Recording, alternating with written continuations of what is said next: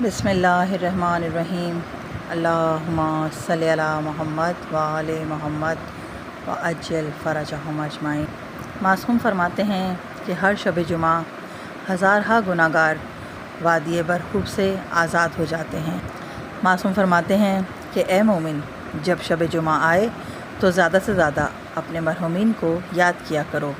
ایک روایت میں ہے کہ جن کے والدین مرحوم ہو گئے ہیں انہیں چاہیے کہ ہر شب جمعہ وہ اپنے والدین کی مغفرت کی دعا کریں۔ امام فرماتے ہیں کہ تمہاری بوڑھی ماں تمہارے گھر آتی ہے، تمہارا بوڑھا باپ تمہارے گھر پر آتا ہے اور کیا سوال کرنے آتے ہیں کہ اے بیٹا ہمیں کچھ نہ کچھ خیرات دے دو، اور یہ غافل انسان پوری رات سوتا رہتا ہے اور وہ ماں کھڑی رہتی ہے یہاں تک کہ صبح ہو جاتی ہے، جانے کا وقت ہو جاتا ہے، اور یہ کہتی ہے کہ میرا بیٹا ابھی نماز کے لیے اٹھے گا اور مجھے کچھ نہ کچھ خیرات تو دے گا۔ معصوم فرماتے ہیں یہاں تک کہ سورج نکل آتا ہے اور یہ غفلت کی نیند میں سوتا رہتا ہے۔ یہ بوڑھی ماں اور مرحوم وہاں سے روتے ہوئے چلے جاتے ہیں۔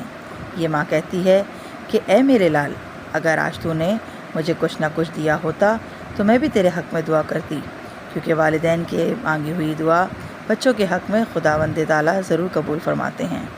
والدین وہ واحد وجود ہیں جو پروردگار عالم نے بنائے ہیں، جو مرنے کے بعد بھی اپنے اولاد کے حق میں دعا کرتے ہیں۔ امام فرماتے ہیں کہ اگر تم پریشان ہو اور کسی پریشانی میں ہو تو اپنی ماں کی قبر پر جاؤ اور وہاں اس کے لیے مغفرت مانگو اور اپنے لیے دعا کرو۔ وہ دعا تمہارے حق میں ضرور قبول ہوگی، کیونکہ مرنے کے بعد بھی ماں اولاد کو تکلیف میں نہیں دیکھ سکتی۔ اسی طرح اس پروردگار جس نے ہمیں پیدا کیا وہ ہمیں تکلیف میں کیسے دے سکتا ہے، جو کہ 70 گنا زیادہ ماں سے چاہتا ہے۔ مولا علی فرماتے ہیں میں تمہیں تمہارے باپ سے زیادہ محبت کرتا ہوں، اور بی بی سیدہ فرماتی ہیں میں تمہیں تمہاری ماں سے زیادہ محبت کرتی ہوں۔ اسی طرح امام علی رضا فرماتے ہیں کہ اے مومن، ہم سے اگر امام ہونے کے ناطے تو بات نہیں کر سکتا تو اپنا باپ سمجھ کر بات کر، اگر باپ نہیں سمجھ سکتا تو بھائی سمجھ کر بات کر، اگر بھائی بھی نہیں سمجھ سکتا تو دوست سمجھ کر اپنے دل کا حال ہم سے بیان کر۔ کیونکہ آج شب جمعہ ہے تو ہمیں چاہیے کہ ہم اپنے مرحومین کو نہ بھولیں، اور اپنے تمام مرحومین کی مغفرت و رحمت اور ان کے ایصال ثواب کے لیے ہمیں 1 بار سورہ فاتحہ، 3 بار سورہ توحید اور درود شریف کی تلاوت فرما کر مرحومین کو ہدیہ کر دینی چاہیے۔